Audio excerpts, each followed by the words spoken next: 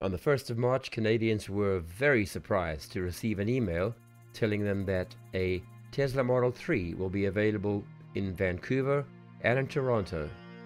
West 4th was the location, and at 9:55 a.m. we were lined up outside waiting for the store to open. This is the first Model 3 that we've seen in Canada, officially anyway. The press were there, CTV, Global, National Post, everyone ready to cover the exciting event. In fact, each person that came in had to give their name, email address and details. I'm assuming that was because Elon wants to get us our Model 3s early and just wanted to make sure it went to the right people. Thanks, Elon.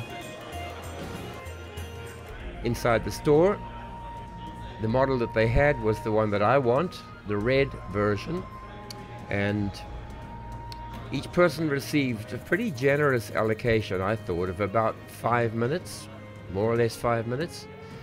The store began buzzing and people began coming in, and Vancouver's a pretty laid-back town, so probably no more than about 20 or 25 people were waiting when we were there, but I know the numbers built up later in the day.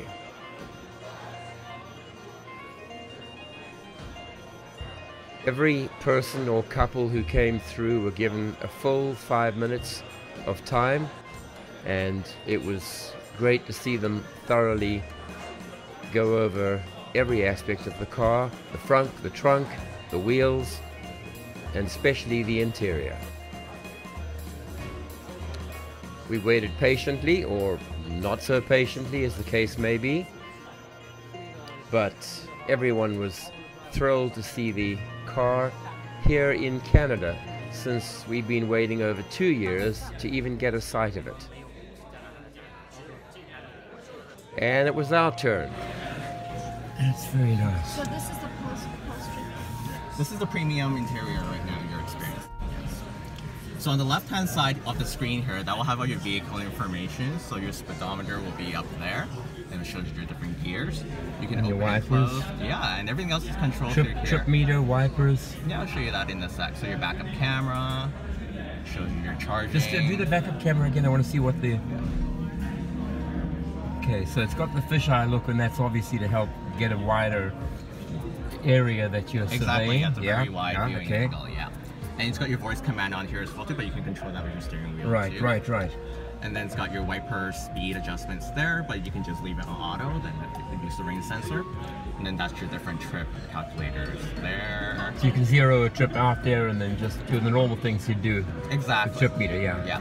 And then it's got your vehicle status there as well to show your tire pressure and that kind of stuff. And if you want to split it, you can try that. So that's for your side there, if you want to play around with that. We had a great co-pilot. I pitied him having to repeat the same information throughout the day. It's kind of like a video game, right? Yeah. But the car truly is amazing. Every aspect of it is beautifully manufactured, and we never saw any poor manufacturing or evidence of gaps. Right here for the self-driving. There. Those fold in automatically when you turn off the car. The camera. I can honestly say that in my mind the red is spectacular. Space back. Even more down there. Yeah. And the seats fold flat completely, 60-40 split. The trunk really does seem to have a lot of space, and I have no complaints about the size of the opening. The front, pretty cool as well. And that all-glass roof is just spectacular.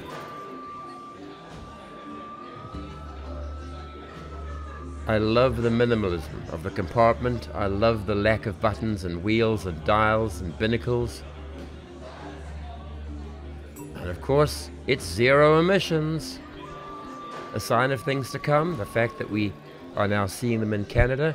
We're hopeful that that means that we'll soon be getting the chance to use the configurator.